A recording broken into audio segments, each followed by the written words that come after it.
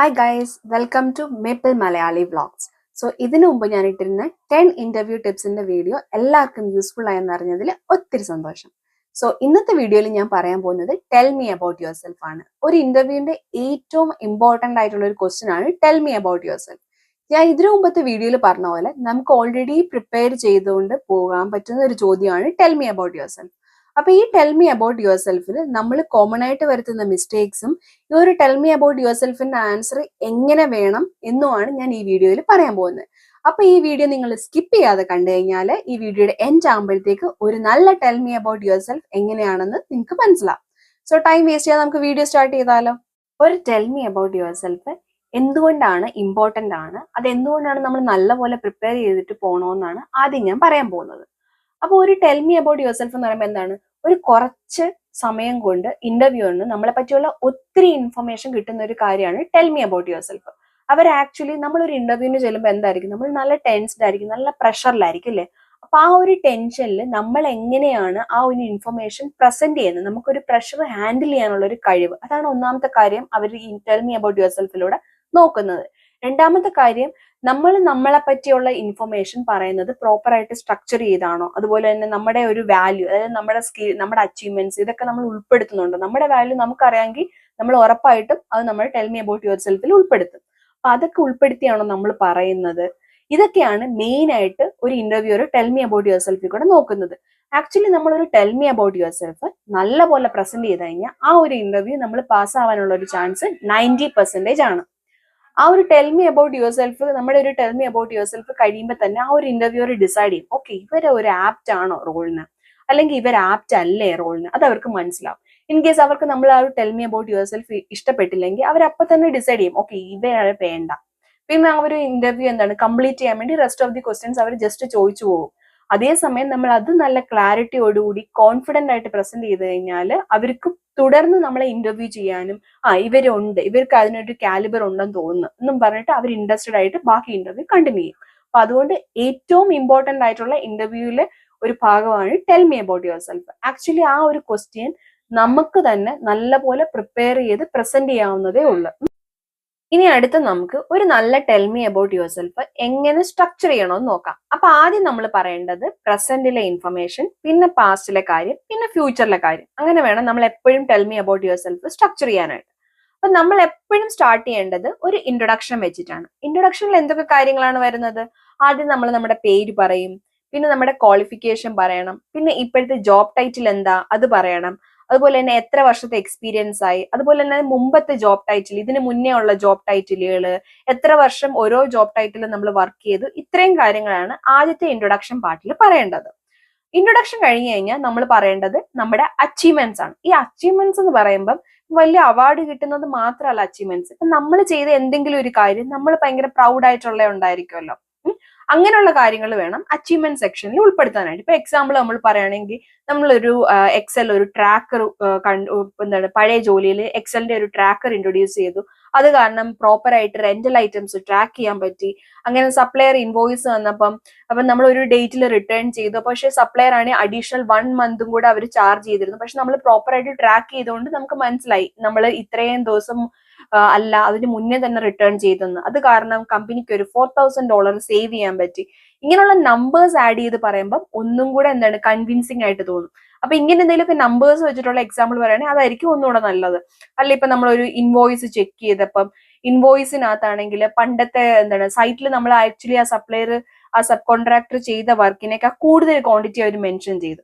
അതേസമയം നമ്മളാണെങ്കിൽ അത് ക്രോസ് ചെക്ക് ചെയ്തു, നമ്മളാണെങ്കിൽ ജസ്റ്റ് നമുക്കൊരു ഇൻവോയ്സ് കിട്ടുമ്പോൾ നമുക്ക് വേണമെങ്കിൽ ജസ്റ്റ് അതങ്ങ് അപ്രൂവ് ചെയ്ത് വിടാം അല്ലെ. നമ്മൾ അപ്രൂവ് ചെയ്ത് ആ ഇൻവോയ്സ് അക്കൗണ്ട്സിലോട്ട് പോകുമ്പോൾ അവർ വിചാരിക്കും ഓക്കെ ഓൾറെഡി ആ വർക്ക് ആ ഫീൽഡ് ഹാൻഡിലർ ഇത് ചെക്ക് ചെയ്തിട്ടുണ്ടെന്ന് വിചാരിച്ച് അവർ ജസ്റ്റ് പേയ്മെന്റിന്റെ കാര്യങ്ങളെ നോക്കത്തുള്ളൂ.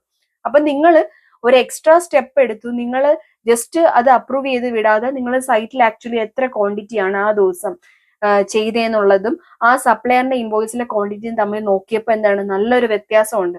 അത് കാരണം കമ്പനിക്ക് ഒരു $2,000 സേവ് ആയി. ഇങ്ങനെയൊക്കെയുള്ള കാര്യങ്ങളും നമുക്ക് അച്ചീവ്മെന്റ്സിൽ പറയാൻ പറ്റുന്നതാണ്.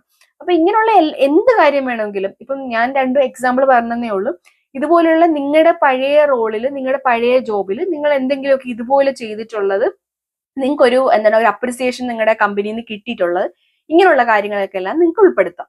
ഇപ്പൊ ഒരു സ്റ്റുഡന്റ് ആണെന്നുണ്ടെങ്കിൽ നമ്മുടെ ഫസ്റ്റ് ജോബ് ആയിരിക്കും, ഫസ്റ്റ് ജോബ് ഇന്റർവ്യൂ എന്ന് വെച്ചാൽ. അപ്പൊ നമുക്ക് ഇങ്ങനെ പറയാനായിട്ട് ഒന്നുമില്ല. അപ്പൊ അവിടെ നമ്മൾ എന്ത് ചെയ്യണം, നമ്മൾ എന്തെങ്കിലും അഡീഷണൽ കോഴ്സസ്, ഇപ്പൊ നമ്മളിപ്പോ കൺസ്ട്രക്ഷനിൽ പറയുകയാണെങ്കിൽ നമ്മളിപ്പോ അഡീഷണൽ എടുക്കുന്ന കോഴ്സാണ് ഇപ്പൊ എന്താണ് ഓട്ടോക്യാഡ്, അല്ലെങ്കിൽ വേറെ എന്തെങ്കിലുമൊക്കെ റെവിറ്റ്, അല്ലെങ്കിൽ എന്തെങ്കിലുമൊക്കെ സോഫ്റ്റ്വെയർസ്, ഇങ്ങനെയുള്ള സോഫ്റ്റ്വെയർസ് ഒക്കെ പഠിച്ചു. അപ്പൊ നമുക്കിപ്പോ എഞ്ചിനീയറിംഗ് ആണെങ്കിൽ ഈ സോഫ്റ്റ്വെയർസ് ഒക്കെ പഠിച്ചു. ഫൈനൽ ഇയർ ഞങ്ങൾക്ക് ഒരു പ്രോജക്റ്റ് ഉണ്ടായിരുന്നു, അപ്പൊ ഈ സോഫ്റ്റ്വെയർ ഒക്കെ യൂസ് ചെയ്താണ് ആ പ്രൊജക്ട് ചെയ്തത്, അത് ഭയങ്കര ഒരു സക്സസ്ഫുൾ ആയിരുന്നു. ആ കാര്യം നിങ്ങൾക്ക് ഈ അച്ചീവ്മെന്റ് പാർട്ടിൽ പറയാൻ പറ്റും.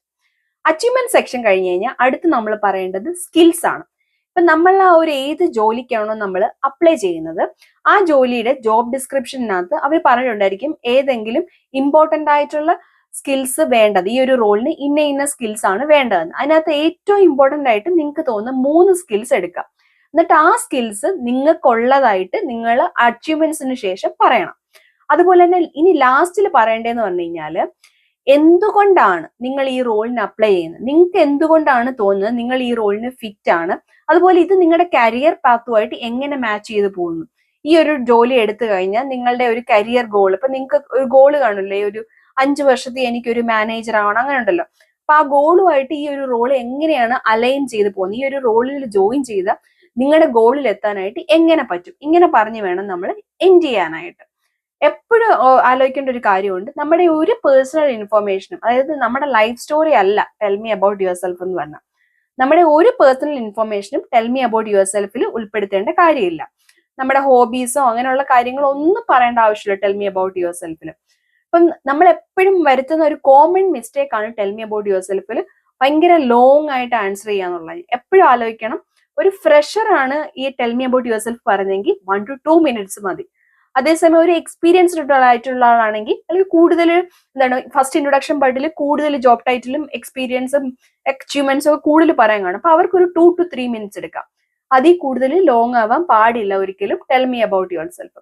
അതുപോലെ ഞാൻ ഈ പറഞ്ഞ പോലെ പ്രസന്റ്, പാസ്റ്റ്, ഫ്യൂച്ചർ എന്ന് പറഞ്ഞാൽ ഈ റോള് നിങ്ങളുടെ കരിയർ ഗോളുമായിട്ട് അലൈൻ ചെയ്ത് എൻഡ് ചെയ്യുക.